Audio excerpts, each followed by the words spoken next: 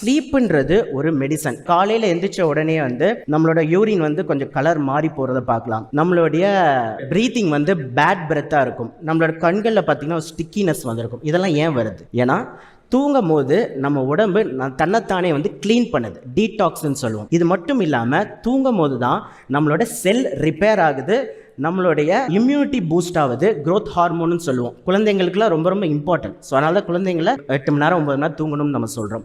So 10 o'clock நம்ம வந்து பெட்ரூமில் போய் ரொம்ப இருட்டான பெட்ரூமில் தான் வந்து நம்ம தூங்கணும். So 10 to 5. ஸோ அப்போ அதுக்கு 3 மணி நேரத்துக்கு முன்னாடியே நம்ம வீட்டில் எரியிற ஒயிட் லைட்டுன்னு சொல்லக்கூடிய அந்த ஃப்ளோரசன்ட் நார்மல் டியூப் லைட் இருக்கு இல்லையா, அதை ஆஃப் பண்ணிட்டு எல்லோ கலர் இல்லை ஆரஞ்சு கலர் ஆம்பர் கலர் சொல்லுவோம், அந்த லைட்டை வேணால் நீங்கள் போட்டுக்கலாம். இது ஏன் அப்படின்னா சயின்டிஃபிக்காக இந்த ஒயிட் லைட்டில் வர வெளிச்சம் வந்து ப்ளூ வேவ்லென்த். இது நம்ம கண்ணில் படும் போது நம்ம உடம்பு என்ன நினச்சிக்கோன்னா இன்னும் இரவு ஆகலை, இன்னும் நைட் ஆகலை. ஸோ அதனால என்ன ஆகுனா நைட்டு உற்பத்தி ஆகிற மிக முக்கியமான ஒரு ஹார்மோன் மெலட்டோனின், ஸ்லீப் ஹார்மோன் சொல்லுவாங்க. பட் அது மட்டும் வேலை இல்லை, அதுக்கு நிறைய வேலைகள் இருக்கு. ஸோ இந்த ஹார்மோன் ப்ரொடியூஸ் ஆகிறது தடப்படும்.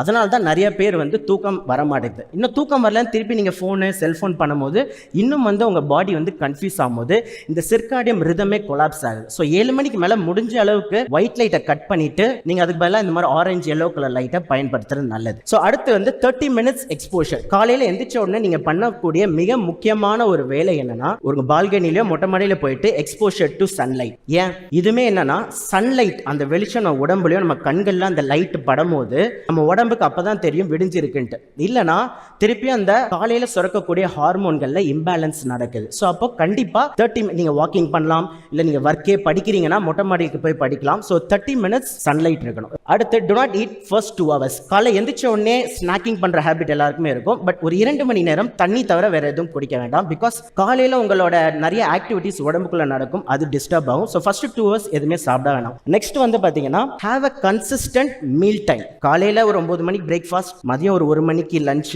இரவு ஒரு 7 மணிக்கு 8 மணிக்கு டின்னர்னா இதை கன்சிஸ்டண்டா மெயின்டைன் பண்ண முயற்சி பண்ணுங்க. ஒரு 30 minutes முன்ன பின்ன இருக்கலாம். இது ஏன்னா இது ஒரு ரிதம்ல ஃபாலோ பண்ணும் போது கரெக்டா தினமும் ஒரே டைம்ல நீங்க சாப்பிட பழகினீங்கன்னா அந்த டைம்ல உங்களுக்கு வந்து டைஜஷனுக்கு உண்டான எல்லா ஹார்மோன்களும் அந்த டைம்ல வந்து சுரக்க ஆரம்பிக்குது. ஸோ டைஜஷனும் ஈஸியா இருக்கு அண்ட் சீக்கிரமா சட்டைட்டி வரும். கொஞ்சம் சாப்பிட்டாலே வயிறு ஃபில்லிங்கா இருக்கும். நீங்க உங்களோட டின்னரை முடிஞ்ச அளவுக்கு 7 மணிக்குள்ள இல்ல மேக்ஸிமம் 8 மணிக்குள்ள முடிச்சிருங்க. One of the main reason midnight biryani சாப்பிட்றது அந்த கல்ச்சர்லாம் வந்துட்டு இருக்கு. 3 மணிக்கு வெளில போய் சாப்பிட்றது, எக்ஸ்ப்ளோர் பண்றது.